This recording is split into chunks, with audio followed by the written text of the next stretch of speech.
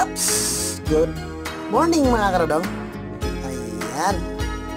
Meron akong ipapakita sa inyo na naman ulit tayo. Magluluto tayo ng chicken pochero. Ang ating chicken pochero version.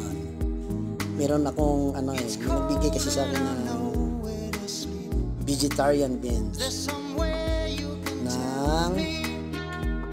Ayan o, ganda ng basahan ko. May saging, pero dapat hindi binabalatan ko. Pero saging binabalatan ko na. Para pagkain diretso di susubo na. Chicken para. Nor, baka naman. Yan ang aring ng ating gulay. Yan ang gulay lang sa akin, repolyo lang. Tapos mga beans ko. Kamatis, sibuyas, luya,